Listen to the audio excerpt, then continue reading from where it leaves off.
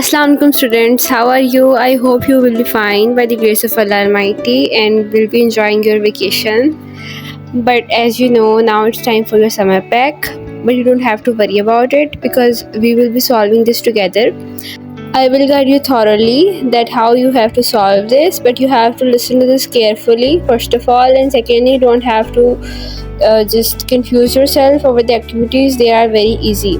तो बच्चों स्टार्ट करते हैं। कैसे हो आप लोग? ठीक ठाक हो? और इसमें जो है ना आपका समर पैक लिटरली बहुत ज़्यादा इजी है, काफ़ी ज़्यादा इजी है, बहुत मज़े का समर पैक है। तो इसमें कोई आप लोगों का ऐसा इशू नहीं होगा। फिर भी हम लोग एक बार खुद से इसको मैं आप लोगों का कंसेप्ट जो है वो मैं आप लोगों को दोबारा से रिवाइज़ करवा दूँगी, ठीक है। आपने उस चीज़ में परेशान नहीं होना, आपने वो कंसेप्ट रिवाइज़ करने और देन ये हम लोग जो है जल्दी से एक दिन के अंदर ही समर पैक कंप्लीट हो सकता है। अगर आप लोग एक दिन पूरा लगा के इस तरीके से करें तो ये समर पैक फिनिश हो जाएगा। तो हम लोग स्टार्ट करते हैं अपने समर पैक। बिस्मिल्लाहिर्रहमानिर्रहीम। आप लोग भी पढ़ो और यस नाउ स्टार्ट।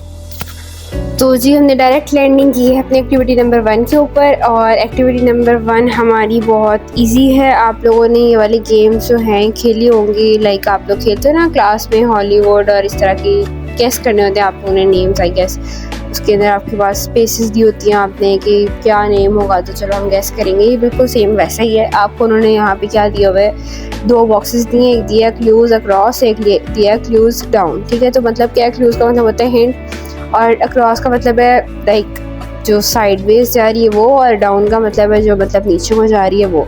तो अब हमारे पास क्या है कि आप लोगों को उन्होंने क्लू, जब हम फॉर एग्जांपल नंबर 1 देखते हैं वो डाउन में है, तो नंबर 1 हमारा है set which contains all the sets under consideration, मतलब ऐसा सेट जिसके अंदर बाकी सारे सेट्स जो हैं वो मौजूद हों। तो आप लोगों को पता है, आप लोगों ने ये जो है क्लास में बहुत बार रिवाइज़ किया है, तो ये तो फिंगर टिप्स भी होगा ऑब्वियसली, आप सबको बोल दिया होगा आप लोगों ने कि यूनिवर्सल सेट। तो हाँ यूनिवर्सल सेट। तो हमारे पास 12 स्पेसेस उन्होंने दी थी बॉक्सेस में और ये 12 ही लेटर्स बनते हैं हमारे पास इस वर्ड यूनिवर्सल सेट के। तो हम लोगों ने एग्जैक्टली इसमें आप लोगों का पहला काम ये है कि आपने क्लू देखना है कि वो क्या है, उसका आंसर ढूंढना है, ठीक है। अब कुछ के मल्टीपल आंसर्स भी होंगे लेकिन बेस्ट फिट आंसर वो होगा जिसकी स्पेसेस जो हैं वो लेटर के साथ, जो उनके लेटर्स हैं उसके इक्वल हो। मतलब जैसे यहाँ पर 12 स्पेसेस बॉक्सेस की है ना, तो 12 जो हमारे लेटर्स हैं वही पूरे आ रहे हैं, तो वो इस तरह आपने लिखना है। मैंने यहाँ पे यूनिवर्सल सेट आप लोगों के लिए जो है वो पहले से ही मतलब लिख दिया है ताकि आप लोगों को पता चल जाए आपने कैसे लिखना है। इसी तरह आपने जो डाउन वाले हैं वो सारे सॉल्व करने हैं, क्रॉस वाले सारे सॉल्व करने हैं और किसी के ऊपर डबल लाइनिंग नहीं करनी, खुद से एक्स्ट्रा बॉक्स ही बनाना। आप लोगों के आंसर जो हैं वो एग्जैक्टली मैच हो जाएंगे अगर आप लोग बिल्कुल ठीक वाले आंसर करेंगे। तो अब ये आप लोगों की अपनी ब्रेनस्टॉर्मिंग है, आपने अच्छे तरीके से सोचकर हर चीज़ को देखते हुए जो है ना वो आंसर जो है वो करना है, ठीक है। तो अब हम लोग चलते हैं नेक्स्ट पेज पर। सो या फ्लिप। अच्छा, तो अब हमारा आ गया है एक्टिविटी नंबर 2। तो इसमें क्या दिया हुआ है हमें, उन्होंने दिया ए सेट दिया और बी सेट दिया, ठीक है। और आपको उन्होंने कहा कि वेन डायग्राम के थ्रू अपने इसको इलिस्ट्रेट करना है। इलिस्ट्रेट का मतलब होता है रिप्रेजेंट करना। आई नो आप लोगों को पता है लेकिन मैं वैसे ही बता रही थी अच्छा, अब आप लोगों का सबसे पहला ए यूनियन बी। अब मैंने इसके अंदर ना आप लोगों के जो सॉल्व किया ना उसमें मैंने नंबर्स नहीं लिखी, क्योंकि अगर मैं वो लिख देती तो ये सारा सॉल्व हो जाना था। तो अब ये 4 तो सिर्फ हैं, तो इसमें भी अगर मैं कर दूँगी सॉल्व तो फिर आपके पास प्रैक्टिस के लिए क्या रहेगा। इसलिए मैंने आप लोगों को एक जर्नल आइडिया दिया है। अब जैसे ए यूनियन बी है तो इसमें क्या होता है, आप लोग वेन डायग्राम में क्या करते हैं, हम लोग ये पढ़े थे क्लास में भी कि हम लोग क्या करने हैं, 2 सर्कल्स बनाए, ठीक है। और अब एक को ए सेट कर दिया और एक को बी सेट कर दिया। अब उसके बाद क्या है कि आप लोगों के अगर यूनियन आ रहा है तो यूनियन में मतलब होता है कि आपने उसको लाइंस से ना शेड करना होता है। तो वो मैंने मतलब मेरी लाइंस ऐसे थोड़ी हैं लेकिन मतलब मेरा यही था कि मैंने शेड की हुई है, तो मतलब वो मैंने शेड किया, इसका मतलब ए और बी दोनों इंक्लूडेड हैं।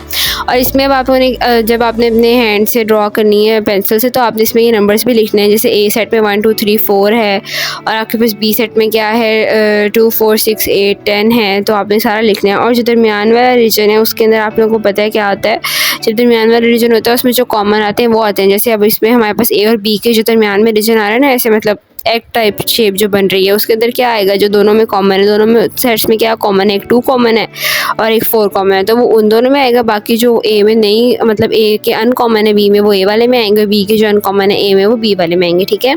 आई गेस आप लोगों को समझ आ गई होगी।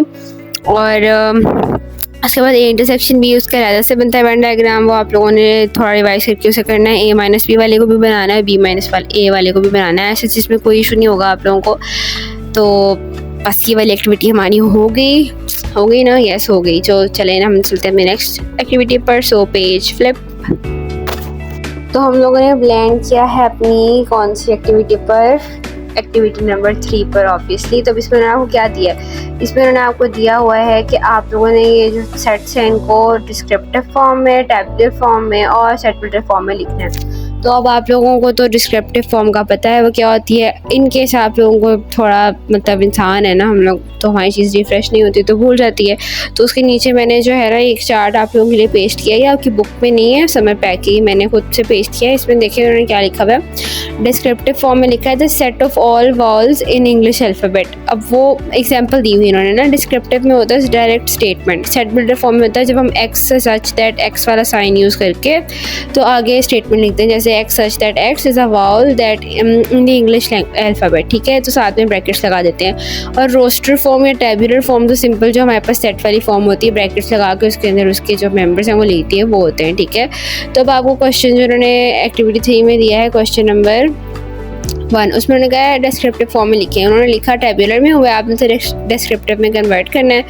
देन उन्होंने नीचे वाले में आप लोगों को दिया है डिस्क्रिप्टिव फॉर्म में दिया, उन्होंने कहा टैबुलर में कन्वर्ट करें, आपने टैबुलर में कन्वर्ट कर देना है। और उसके बाद उन्होंने आपको नीचे कहा हुआ है सेटमेंटल फॉर्म में लिखे, उन्होंने आपको टैबुलर फॉर्म में दिया हुआ है, आपने सेटमेंटल में कन्वर्ट कर देना है, ठीक है।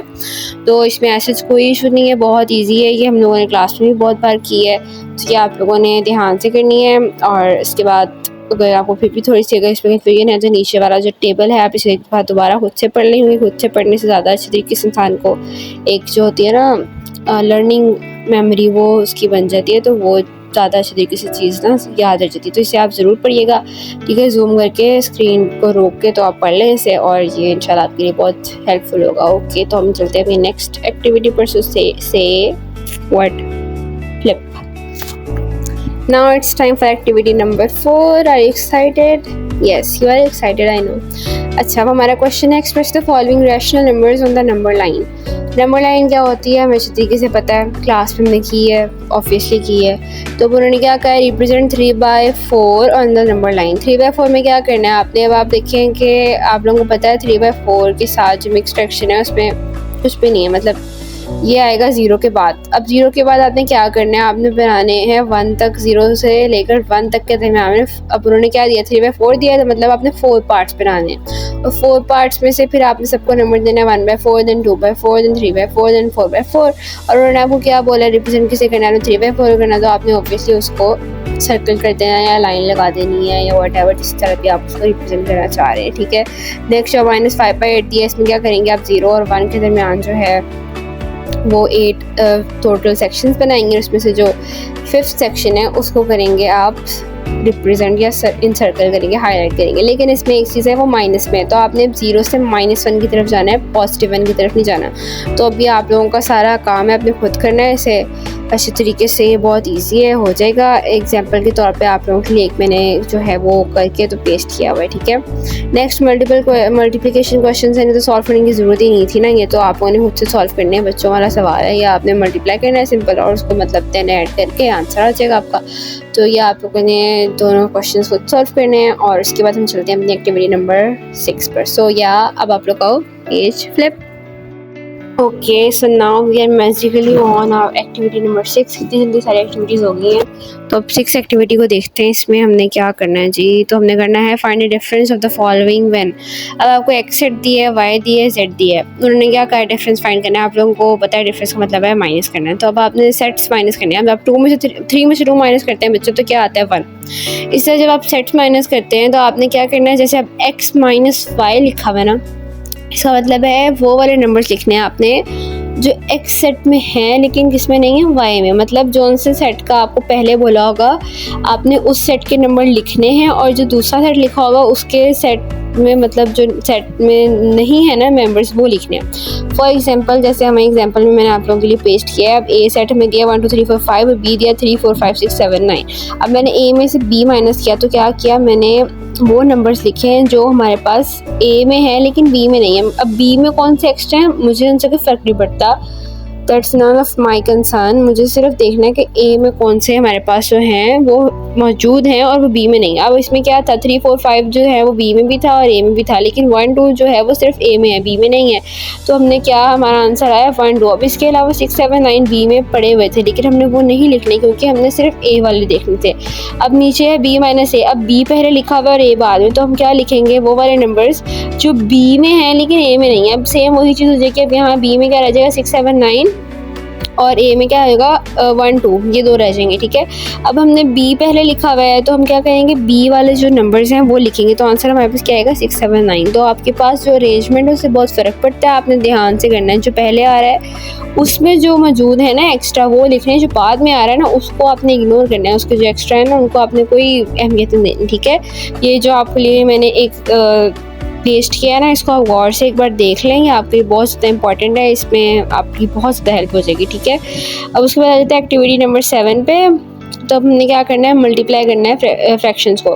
तो फ्रैक्शंस आई गेस मेरी 7 क्लास जो है इसकी फेवरेट थी, तो फ्रैक्शंस में आप लोगों को इतना इशू नहीं है, लेकिन फिर भी अब आपके पास 2 फ्रैक्शंस दिए हो तो कैसे आप मल्टीप्लाई करते हैं। इन्होंने जैसे मैंने आपके पास एक टेबल किया है पेस्ट, इसमें क्या लिखा है, फ्रैक्शंस को जब आप लोग इसमें करते हैं फ्रैक्शंस के तौर पे, तब अब 1 मल्टीप्लाई होगा 3 से और 2 मल्टीप्लाई होगा 4 से, मतलब नॉमिनेटर से, डिनोमिनेटर से। न्यूमिनेटर क्या होता है, जो ऊपर वाली वैल्यू, और डिनोमिनेटर जो फ्रैक्शन के नीचे वाली है। तो आपने उसको वैसे ही सिंपली मल्टीप्लाई करना, आंसर हो जाता है। जब हमने होल नंबर से मल्टीप्लाई करना होता है तो क्या होता है, आपको पता है कि होल नंबर जब एक सिंपल होल नंबर लिखा होता है उसके नीचे कोई फ्रैक्शन नहीं होती, तो इसका मतलब होता है उसके नीचे क्या है, 1।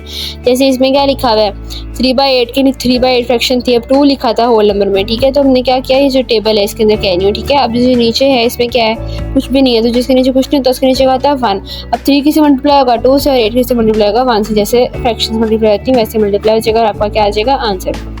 अब आगे जाते हैं मिक्स फ्रैक्शन, वो कैसे करनी होती है। अब इसमें डिनोमिनेटर दिया है, एक उन्होंने मिक्स नंबर दिया और ऊपर एक डिनोमिनेटर दिया। आपने क्या करना है, जो डिनोमिनेटर है उसे मिक्स नंबर से मल्टीप्लाई करना है। जैसे 3 है, ये ऊपर मिक्स नंबर क्या है इसके, 3 3 3 से कितना हो जाएगा आपके पास 9। ठीक है, तो अब आपने 9 में क्या प्लस करना है, 9 में आपने प्लस करना है 2।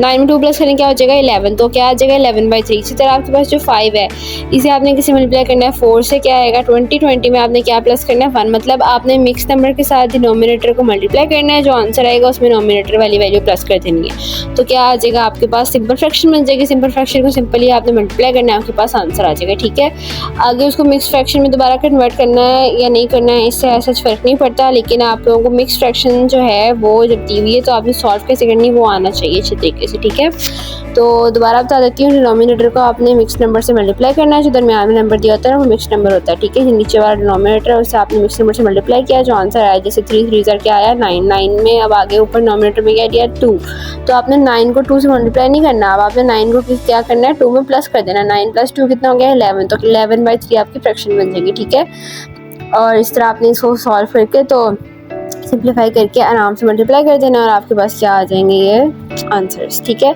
अब इसमें जो आपके दिए मैंने समय पैक में क्वेश्चन, इसमें मिक्स फ्रैक्शंस तो हैं ही नहीं, सिर्फ आपकी कौन सी होल नंबर्स वाली और सिंपल फ्रैक्शंस है। तो ये तो बहुत इजीली हो जाएगा। मिक्स फ्रैक्शन मैंने आप लोगों के कॉन्सेप्ट के लिए, इन्फॉर्मेशन के लिए बताई है, तो इसको भी आप लोगों ने गौर से सुन लिया है ना, बस समझ आ गया तो बस बहुत है। ठीक है, बाकी प्रैक्टिस के लिए जो आपको दिए हुए हैं आपके समय पैक में वही वाले सॉल्व करने हैं। ठीक है, अब हम चलते हैं अपनी नेक्स्ट एक्टिविटी पे। तो अब आप लोग बोलो क्या बोलना होता है, page flip. Friends, now it's our activity number 8, sending order. आप लोगों को पता है क्या होता है, जब आप छोटे नंबर से बड़े की तरफ जाएं तो सेंडिंग है, जब आप बड़े से छोटे की तरफ आएँ तो डिसेंडिंग है।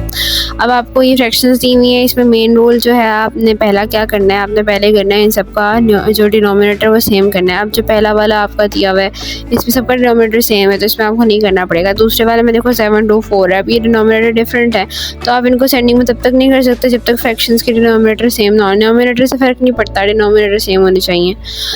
तो आप लोग क्या करेंगे, इसको डिनोमिनेटर सेम करने के लिए क्या करते हैं, हमने सबसे पहले 7 2 4 का एलसीएम लेना है इकट्ठा। ठीक है, जो आंसर आएगा उसको आपने जो है उस हिसाब से ही जितने भी डिनोमिनेटर हैं उस आंसर के हिसाब से आपने लिख देने हैं। मतलब आपने 7 को उस नंबर से मल्टीप्लाई करना है कि वह उसके एलसीएम की इक्वल आ जाए, 2 को उससे करना है कि उसके एलसीएम की इक्वल आ जाए। हमने बड़ी डिटेल में क्लास में किए थे, मैं सिर्फ आइडिया दे रही हूँ, ठीक है। तो आपने क्या करना है, इन सबको ऐसे करने के बाद आपने जब डिनोमिनेटर सेम हो जाएंगे देन आपने देखना है कि जो माइनस की जितनी बड़ी वैल्यू होती है ना वो क्या होती है, माइनस में उतनी, मतलब माइनस में जितनी बड़ी वैल्यू है वो उतनी छोटी होगी। तो मतलब आप जब स्टार्ट करेंगे तो माइनस की सबसे बड़ी वाली वैल्यू जब सबसे छोटी रखेंगे, फिर उसके बाद जो माइनस की थोड़ी सी उससे कम वैल्यू है वो उससे बड़ी हो जाएगी। और मतलब माइनस में ऑपोजिट चलता है, जैसे 1 जो है वो मतलब 2 जो है वो 1 से बड़ा है। इसी तरह जब आप नेगेटिव में जाएंगे तो -1 2 से बड़ा हो जाएगा, -2 से ना, ठीक है। तो 1 अगर जो है आपको -1 जो है वो -2 से बड़ा है और दूसरी साइड पे जो 1 है वो सिंपल जो पॉजिटिव 2 से छोटा है, तो यहाँ ऑपोजिट चलता है, तो आपने ध्यान रखना है, ठीक है। देन आपके आगे एक्टिविटी नंबर 9, तो उसमें उन्होंने क्या दिया, express the following decimals as rational numbers. Rational number क्या होते हैं, जो आपके फ्रैक्शन की फॉर्म में सिंपली दिए हों, ठीक है। तो अब आपके पास 0.21 है, इसको क्या करेंगे, पॉइंट खत्म करेंगे, वहाँ लगेगा 1 और 2, 1 2 नंबर है तो क्या आ जाएगा नीचे 100, तो क्या आ जाएगा 21/100। अब 21 और 100 दोनों कट्ठे टेबल पे किसी एक टेबल पे इकट्ठे नहीं जाते, तो इसका मतलब है वो आगे कट नहीं होंगे, तो हमारा 21/100 सिंपलेस्ट आ जाएगा आंसर। सिंपलेस्ट का मतलब है कि उसकी फर्दर कटिंग ना हो सकती हो। जैसे अगर हमारे पास आंसर आ जाता है ना 4/2, तो अब 2 और 4 तो इकट्ठे जाते हैं, एक टेबल पे 2 पे जाते हैं, हम काट देते हैं उसे, 2 जो है वो 2 ज़ार 4 और 2 1 ज़ार 2, तो आज हमारा आंसर आ जाता है 2/1, तो हमारा वो सिंपलेस्ट जो है ना फॉर्म होती। तो इस तरह आपने ध्यान रखना है, आपने पॉइंट खत्म करने के बाद देखने की अगर फ्रैक्शन कट होती है तो आपने कट करनी है, अगर नहीं होती तो मतलब फिर वो उतना ही सिंपलेस्ट फॉर्म रहेगी। आपने दोनों डिनोमिनेटर और नोमिनेटर को एक ही टेबल पे काटना है, ये नहीं कि आप ऊपर वाले को 3 के टेबल से काट दें और नीचे वाले को आप 5 के टेबल से काट दें, ऐसे नहीं करना। आपने दोनों को अगर काट रहे हैं तो 3 के टेबल से काटेंगे अगर कटते हैं, तो अगर काट रहे हैं दूसरे 5 से तो दोनों को 5 से करना है, ठीक है। ये बात क्लियर कर लें कि अगर वो नहीं कट हो रहा तो बस छोड़ दें, वो आपकी सिंपलेस्ट फॉर्म है, परेशान होने की ज़रूरत नहीं है। अब हमारी एक्टिविटी नंबर 9 भी हो गई, सो या अल्हम्दुलिल्लाह। अब हम चलते हैं अपनी नेक्स्ट एक्टिविटी पर, सो से page flip. Now it's our activity number 10। तो इस एक्टिविटी में आपने क्या करना है, आप लोगों ने वही बेसिकली सेम जैसे एक्टिविटी नंबर 1 में किया था ऐसे करना है। उसमें आपने लेटर्स कंप्लीट किए थे, इसमें आपने नंबर्स कंप्लीट करने हैं। अब क्या है इसमें कि आपके हर रो में और हर कॉलम में उन्होंने ना 1 से लेकर 6 तक आपको कहा है कि नंबर आपने पूरे करने हैं और आपने उसमें से किसी में कोई रिपीट नहीं करना नंबर।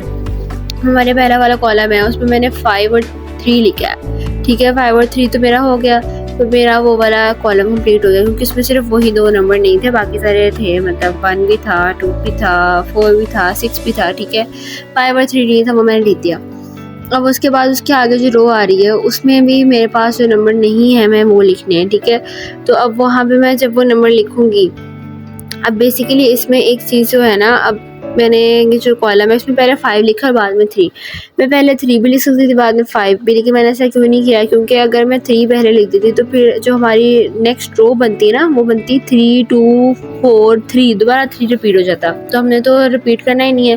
तो मैंने 5 पहले लिखा 3 बाद में, इस तरह मेरी उस रो के अंदर भी 5 आ गया और उस कॉलम के अंदर भी 5 आ गया, ठीक है। देन हमारे पास 2 भी था उस कॉलम में, आगे 4 जो था वो नहीं था, मैंने 4 लिख दिया। 3 भी था उसमें, 6 भी था, 1 नहीं था, मैंने 1 लिख दिया, ठीक है।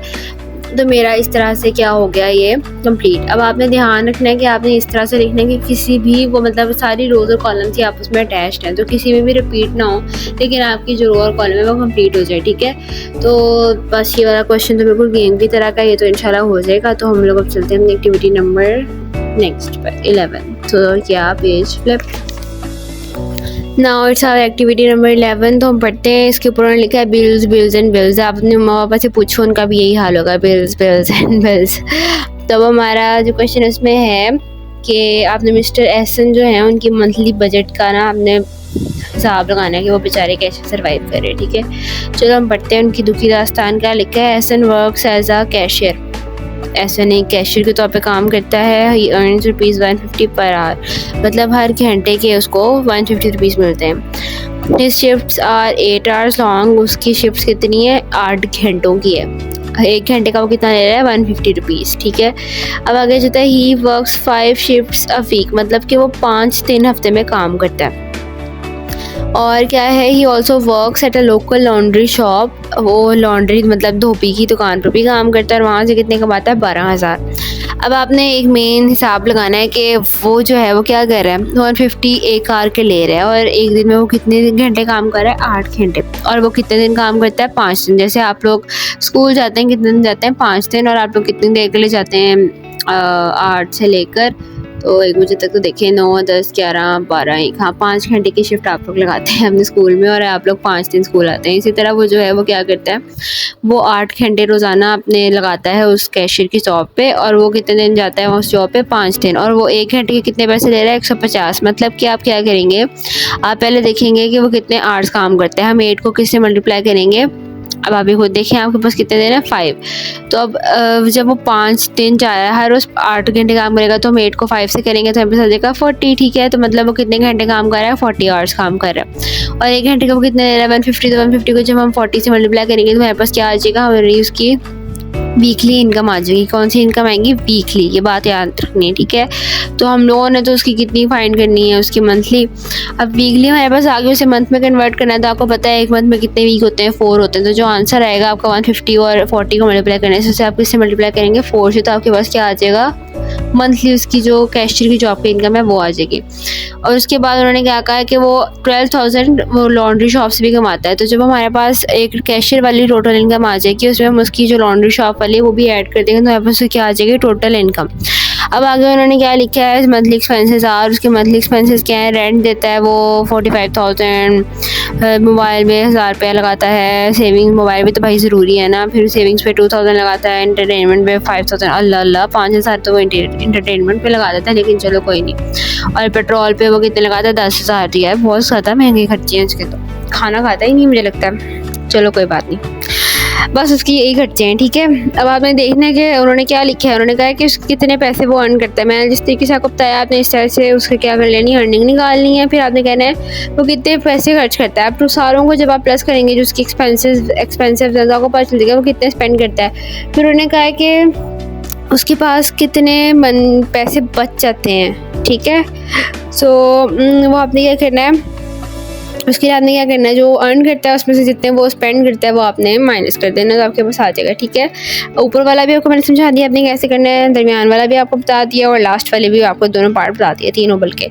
ठीक है, तो आपको नीचे मैंने एक लाइन लिखी हुई है, write given data and then solve. मतलब आपने पहले लिखना है कि उस गिवन आपको दिया क्या है डाटा। ठीक है, फिर आपने डाटा मतलब कि ये है कि वो 150 पर आवर लेता है, कितने घंटे काम करता है, वगैरह वगैरह। ठीक है, तो ये सारा कुछ आपने लिख लेना है। फिर इसमें सिंपल एडिशन है, सब्ट्रैक्शन है, मल्टीप्लिकेशन और डिवीजन है, बस ये आपने सारा कुछ करना है। आपने इस हिसाब से मैंने आपको एक्स्ट्रा ऑर्डिनरी ईजी करके समझाती है, तो अब आपने करना होता है। अगर मैं कर देती तो इसमें कुछ बचना ही नहीं था करने वाला। ठीक है, तो आपने इसको ध्यान से करके सॉल्व कर लेना है, आपका इंशाल्लाह बिल्कुल सही आंसर आ जाएगा। तो अब हमारी एक्टिविटी नंबर 11 तो हो गई है, हम चलते हैं अपनी एक्टिविटी नेक्स्ट पर।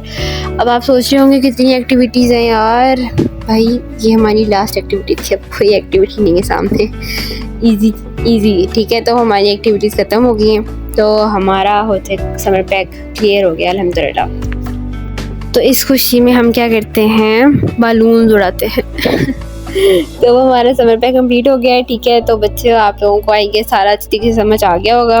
अगर कोई भी इशू आप लोगों को हो तो आप लोगों ने आराम से पूछ लेना है, कोई मसले वाली बात नहीं है, स्टेशन वाली बात नहीं है। ठीक है, तो best of luck for your vacation. जल्दी काम करके इसको साइड पर करके आप लोग एंजॉय करें, फिर आराम से अपना रिवाइज करें, सिलेबस भी अच्छे तरीके से फिर आप एंजॉय करें। ठीक है, जो मर्ज़ी करें, आप लोगों की एंजॉयमेंट से कोई इशू नहीं है, बस आपने काम अपना पूरा करके आना है। उसके बाद आप मरीज़ जाएँ, सवाल जाएँ, कलाम जाएँ, जहाँ मर्ज़ी जाएँ, टीचर से अच्छी बनाएँ, मेमोरीज बनाएँ, मतलब आप लोगों का राइट है, लेकिन काम पहले पूरा करना है। ठीक है, तो best of luck for your future और for your summer pack and your vacation.